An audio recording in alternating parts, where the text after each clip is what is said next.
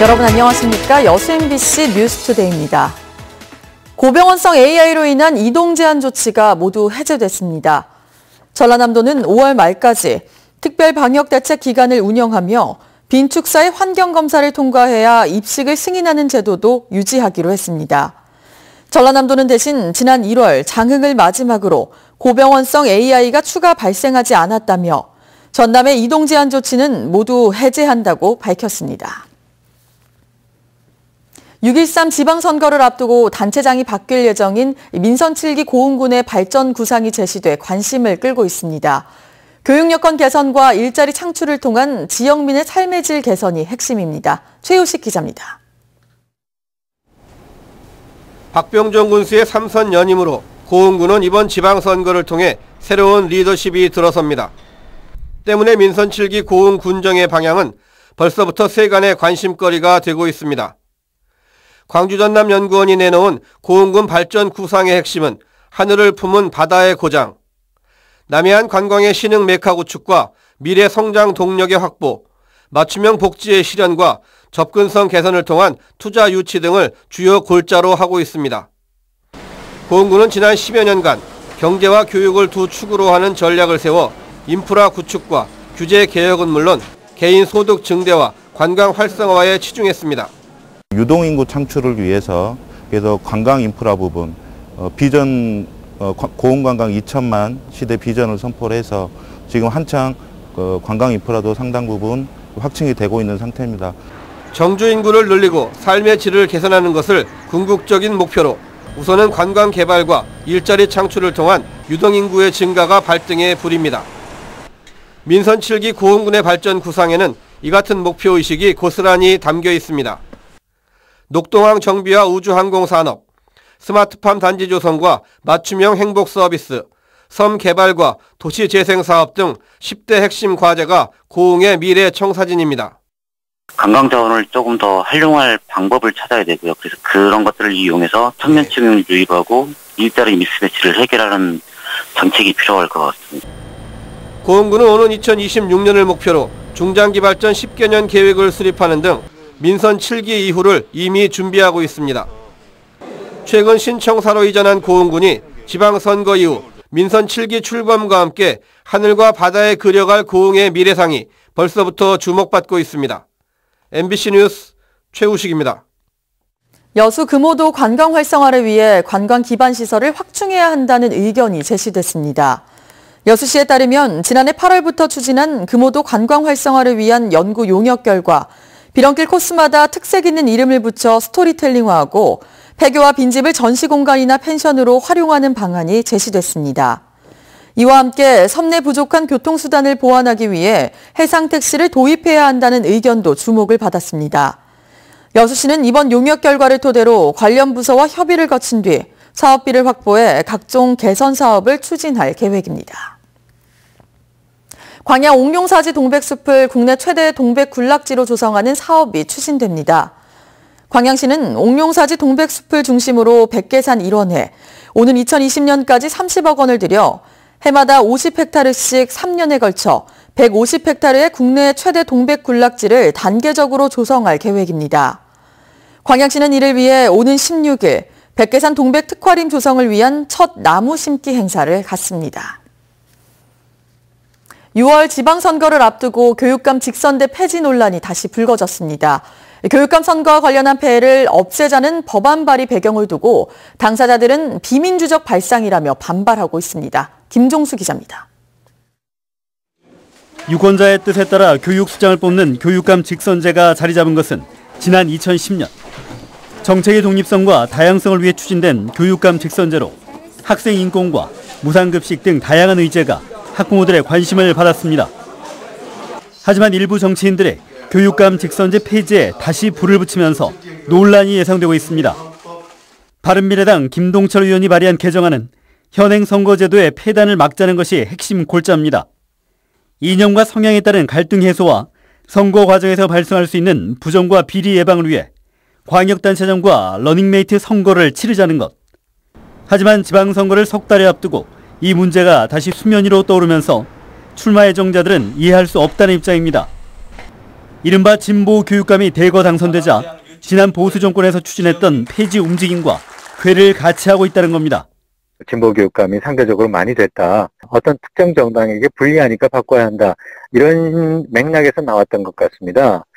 그것은 그야말로 그 주민 자치의 그 원칙을 잘 이해하지 못한 그런 생각이라고 생각하고요. 특히 제도 개선을 통해 문제점을 바로잡을 수 있는 만큼 극단적인 제도 폐지는 받아들이기 힘들다고 주장합니다. 선거 비용 문제는 선거 공영제를 강화하면 된다고 생각하고요. 이 후보에 대한 정보가 부족하고 하는 측면도 얼마든지 제도적 보완을 통해서 개선해 나갈 수 있다라고 생각합니다. 유권자들의 선택권이 제약받을 수 있다는 여론이 점차 확산되면서 교육감 직선제 폐지 논란이 이번 선거의 또 다른 쟁점이 되고 있습니다. MBC 뉴스 김종수입니다. 장만채 교육감이 민주당 입당과 전남지사 선거 출마를 준비하는 것과 관련해 민주당 소속 전남도 의원들이 반대하고 나섰습니다. 민주당 소속 전남도 의원 19명은 지난해 조기 대선 국면에서 장만채 교육감은 안철수 전 국민의당 대표의 강연을 마련하는 등 민주당의 정체성과는 맞지 않는 행동을 했다며 장 교육감의 민주당 입당은 당원의 영혼을 짓밟는 행위라고 강하게 비판했습니다. 또 민주당 도의원들은 오늘 관련 기자회견을 열고 지역 당원들의 민심을 중앙당에 전하겠다고 밝혔습니다. 올해 전라남도가 4개 분야 110개 청년 일자리 만들기 사업에 7,685억 원을 투자해 8,803개의 일자리를 창출하겠다고 밝혔습니다. 전남도는 청년 인구 감소와 고용난에 대응하기 위해 이 같은 목표를 정했다며 좋은 일자리 기반 강화를 기본 방향으로 경쟁력 있는 기업 유치와 청년 취업 지원, 교육기관과의 협력 강화에도 주력하기로 했습니다. 현재 전남 지역의 생산 가능 인구 비율은 66.5%로 전국 평균을 크게 밑돌고 있으며 산업 활력의 저하가 우려되고 있습니다. 최근 네덜란드에서 세월호 침몰 원인을 밝히기 위한 실험을 했습니다. 이와 같은 실험을 2014년 국책연구소가 진행한 뒤 결과를 은폐했다는 보도가 나왔었는데요. 세월호 선체조사위원회가 국책연구소를 방문해 진상조사에 나섰습니다. 김양훈 기자입니다. 세월호 침몰 사고 원인을 분석한 선박해양플랜트연구소의 최종 보고서입니다. 검경합동수사본부 의뢰로 지난 2014년 10월 만들어졌습니다. 모형 배를 이용한 자유항주 실험 내용은 보고서에 없습니다. 세월호 관련 재판에도 컴퓨터 조종 시뮬레이션 자료 위주로 제출됐습니다. 그런데 4년 전 선박해양플랜트연구소가 자유항주 실험을 했던 사실이 뒤늦게 확인됐습니다. 연구소는 세월호의 41분의 1 크기의 모형으로 자유항주 실험을 진행했습니다. 최근 선조위가 네덜란드에서 진행했던 것과 같은 실험입니다. 그런데 어떤 조건에서도 실제 사고와 같은 급격한 회전이나 기울기를 보이지 않은 것으로 알려졌습니다. 검찰이 세월호 선장과 선원들의 형사재판에서 제시한 과적과 보건성 불량 등 사고 원인을 모두 뒤흔들 수 있는 보고서인 셈입니다. 세월호 선체조사위원회는 연구소의 고의 은폐 의혹에 초점을 맞추고 진상조사에 착수했습니다. 드러내면 안 되는 그런 내용이 있었던 게 아닐까 이렇게 의심은 하고 있고요. 저희 그것은 이제 선조위가 조사를 통해서 밝혀야 될 내용이라고. 또 당시 실험한 세부 데이터들을 확보해 연구소가 내린 사고 원인 결과를 검증할 계획입니다. 선박해양플랜트연구소는 데이터값 변화 등으로 당시 자유항주 결과를 신뢰하기 힘들어 보고서에 넣지 않았다고 해명한 것으로 알려졌습니다. 실험 결과 누락이 세월호 침몰 원인 규명을 오히려 방해한 상황입니다. 세월호 가족협의회는 선박해양플랜트연구소와 당시 실험 책임자를 증거은닉 혐의로 고발할 예정입니다. 국가적인 차원에서도 마찬가지 책임을 반드시 물어야 한다고 생각을 합니다. 그래야만이 저희들이 4년을 허비한 시간에 대해서 어느 정도. 세월호 가족들은 그동안 알려진 세월호 침몰 사고 원인이 뒤집힐 수도 있는 정황이 드러난 만큼 전면적인 재조사를 요구하고 있습니다. MBC 뉴스 김양훈입니다.